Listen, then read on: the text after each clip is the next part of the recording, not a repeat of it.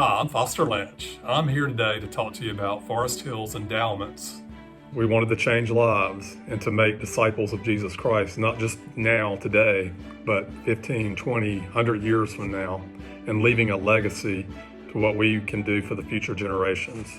The endowment fund's intended for the purposes that are not a part of the church's established programs, that we are funded through the annual operating budget of the church and the regular giving of its members. And you're probably wondering, what is an endowment? Endowments empower ministry for generations to come by creating a self-sustaining source of annual income that can last forever. As an endowment grows over time, the income available for ministry grows. The endowments have grown to more than $1.8 million. Presently, there are 14 funds that are managed by the United Methodist Foundation of Western North Carolina. And each of these funds have a distinct purpose expressed by the donor or by the estate of the donor when established. And these funds can be contributed to even today by our members for future contributions. One initiative supported by our endowments is the annual scholarship.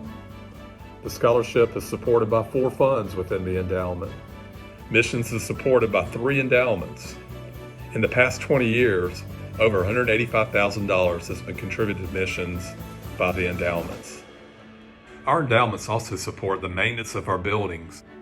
In the past 20 years, almost $250,000 has been contributed by the endowments toward this cause.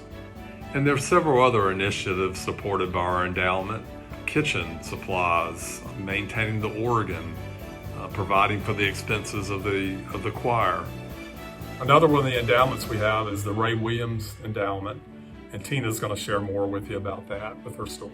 Hi, I'm Tina Pfeiffer, and I was asked to share a personal story with you. Some of you already know, and some may not, that my first husband, Ray Williams, passed away in 1999 when he was 41 years old. Before he died, I had a conversation with him and asked him what he really loved about our church, about Forest Hill. And he thought, and he said, "I love the way our church helps people." And we help a lot of people in many different ways. And I said, "Do you mean the world or do you mean locally?" And he said, "Locally." So at his passing, I knew in my heart what I wanted to do. We went to the endowment committee and established a fund with their help for the Ray Williams Fund for Local Missions.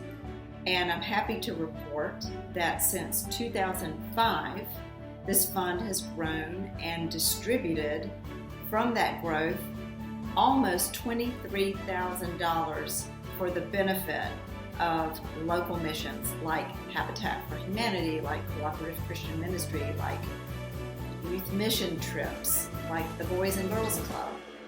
There's so many ways in which we can help our community.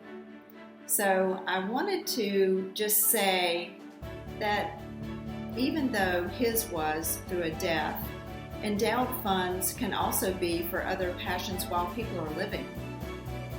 If someone is so passionate about groundskeeping or scholarship or the organ fund or whatever it is, there are so many opportunities to establish a fund or to contribute to ones that are already established.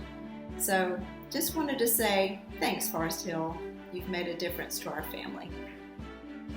When we think about giving, we usually think about what that is going to do today for the life of the church. Endowments are one of the ways that we help plan for the future, for the ways that mission and ministry will continue to happen in the years after. So if you're interested in supporting an endowment that is already established or creating your own, there are ways that you can do so.